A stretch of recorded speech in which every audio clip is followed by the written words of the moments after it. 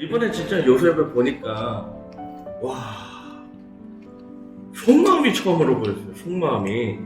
여태까지 젠틀한 행동해갖고 야, 요셉 멋지다 그랬는데 이번에 성경을 딱 보고 설교를 듣는데 온갖 욕설이 가득한 그 속마음이 막 보이면서 야, 얼마나 마리아 정죄했을까 그 생각이 드는데 이게 남 얘기가 아니더라고. 우리 얘기도 마찬가지일 거란 말이죠. 그래서 진짜 저한테도 묻고 다 묻고 싶어요.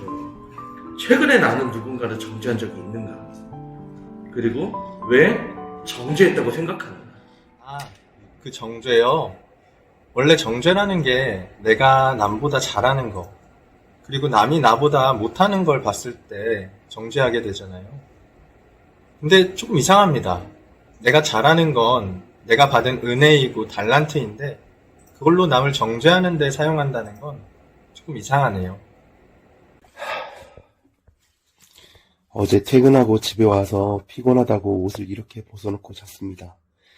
저는 다른 사람을 정죄할 때도 있지만 제 스스로 제 한심한 모습이나 제 부족한 모습으로 인해 제 자신을 정죄할 때가 많은 것 같습니다.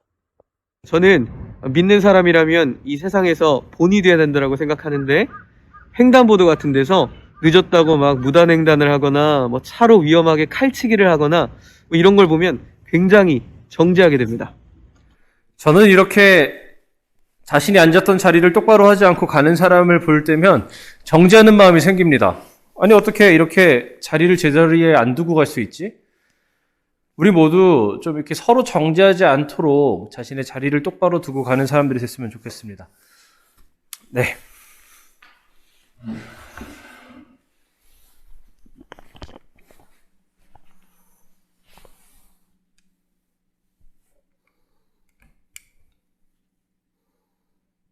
여러분은 어떠십니까? 언제 어떤 상황에서 누군가를 정죄하고 계십니까? 우리 목사님들, 전도사님들의 이야기를 들어보면 내가 당연하게 생각하고 있는 기준에서 어긋났을 때 쉽게 누군가를 정죄하게 되는 것 같습니다. 오늘 본문에 나오는 요셉도 마찬가지였습니다. 예수님 당시에 유대 사회를 보면 약혼도 결혼과 동일한 효력을 갖고 있었습니다. 그런 점에서 요셉과 약혼했던 마리아는 요셉에게 정결을 지켜야 했죠. 하지만 마리아는 아이를 임신함으로써 결국 정결을 지키지 못합니다. 그런 점에서 요셉은 내가 당연하게 생각하던 전통이라는 기준에 의해서 마리아를 비난했고 가늠한 여인으로 정죄했던 것이죠.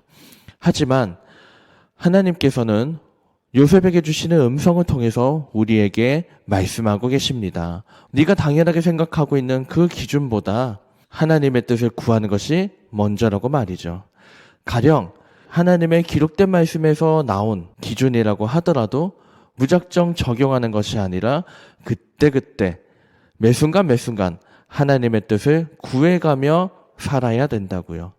그런 점에서 사랑하는 여러분, 오늘 하루 우리가 살아갈 때에 한 걸음 한 걸음 걸을 때마다 하나님의 뜻을 구하면서 살아보면 어떨까요? 하나님 안에서 하나님의 손을 잡고 하나님께 걸음걸음 물어가면서 오늘 하루 아름답고 복되게 살아갈 수 있는 우리 모두가 되기를 진심으로 축복합니다.